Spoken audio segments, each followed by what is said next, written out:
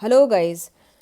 सो ये वाला प्रोग्राम हमारा आपका एरेज विद पॉइंटर्स है।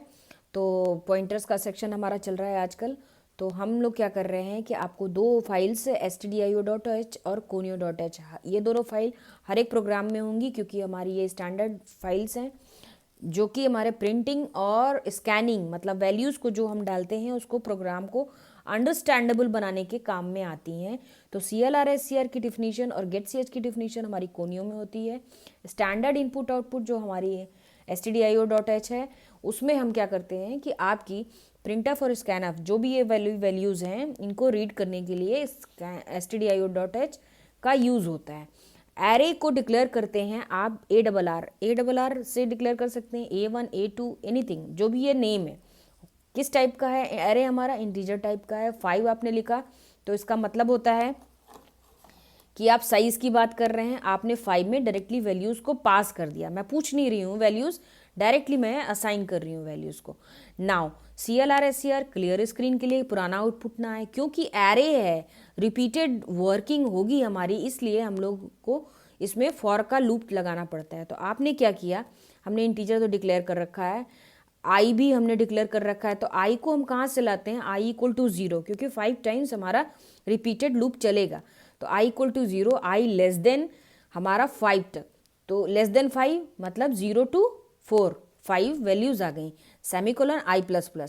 तो ये हमारे जो लूप हैं ये क्या है? रिपीटेड वर्किंग के लिए हैं। नाउ फॉर में मैं क्या करूँगी कि मैं वैल्यूज़ पूछूंगी। हर एक जो हमारा वेरिएबल है, हर एक नंबर जो कि हमारे एरे 5 साइज हैं, 5 नंबर्स जो हम इनपुट करा रहे हैं उसमें हर एक वैल्यू का क्या एड्रेस है वो मुझे पूछना है। तो इसलिए मैं आपको फॉर का लूप चलाऊंगी और उसके अंदर एक एक वैल्यू को प्रिंट कराऊंगी।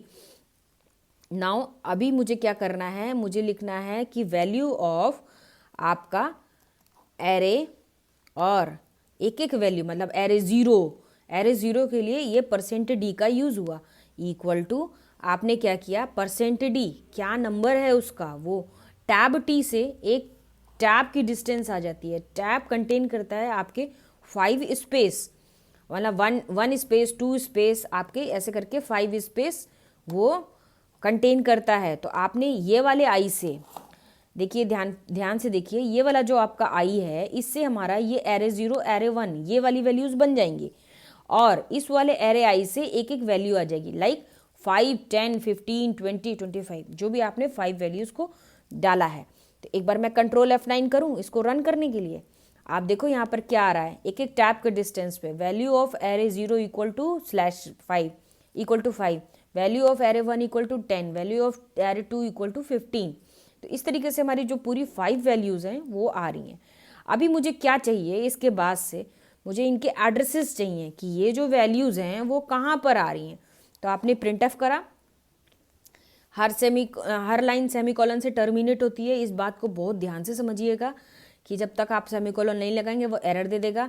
अभी मुझे क्या चाहिए कि एड्रेस ऑफ मुझे एरे जो भी आपकी वैल्यूज़ हैं तो आपको %d लिखना पड़ेगा, एरे ऑफ 0, ठीक है, equal to %u unsigned integer हो सकता है ये मेरा, /n से नेक्स्ट लाइन पर आएगा और /n इस डबल कॉमा के अंदर ही लगेगा। ध्यान रखेंगे इस बात को कि आपका जो /n है वो डबल कॉमा के अंदर लगेगा। नाउ जो एरे ऑफ ये वाली जो वैल्यू है एरे ऑफ 0 एरे ऑफ 1 ये किससे आएगा? आई से आएगा।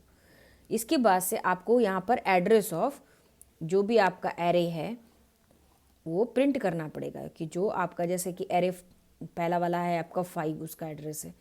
तो आपको क्या करना है कि इस वैल्यू से आएगा। अब मैं आपको इसको प्रिंट करके दिखाती हूँ। तो कंट्रोल F9 से हमारा ये रन होता है। एक आपका एरर आया, तो ओह सॉरी, ये तो आपका आई आएगा, %d तो हमने लिख लिया, यहाँ पर आपका आई आएगा, इससे वैल्यू आपकी चेंज हो जाएगी। देखिए value of array 0 equal to 5 उसका नंबर है और वो उस एरे 0 का नंबर क्या है मैंने आपको इसके पहले वाले भी सेक्शन में बताया था कि जो आपका इंटीजर होता है वो 2 बाइट आगे बढ़ता है। अगर आपका एक प्लेस भी एक्सीड कर रहा है तो आपका जो पहला एड्रेस है 65516, सेकेंड वाला एड्रेस जो आता है 65518, थर्ड 65520 और फोर्थ आपका 65522।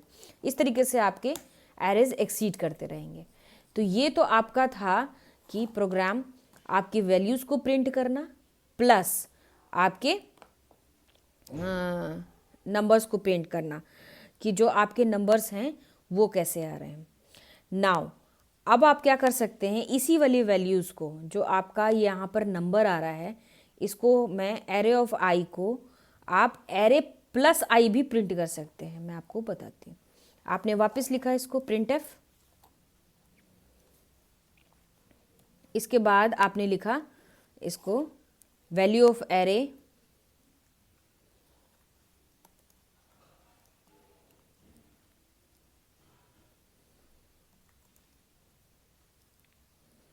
Value of array I equal to %d, tab T लेना है या /n लेना है, आपकी मर्जी है आप क्या लेते हैं।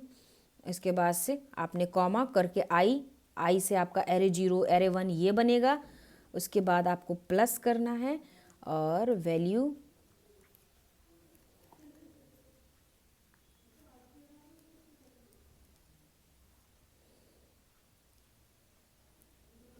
आपने ये वाला तो कर ही लिया है, ये वाला मुझे करना है एरे प्लस आई।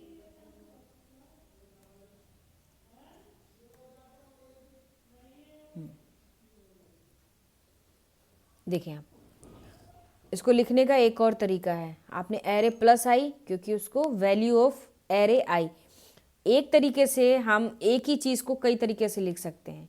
आई प्लस एरे भी लिख सकते हैं, एरे प्लस आई भी लिख सकते हैं।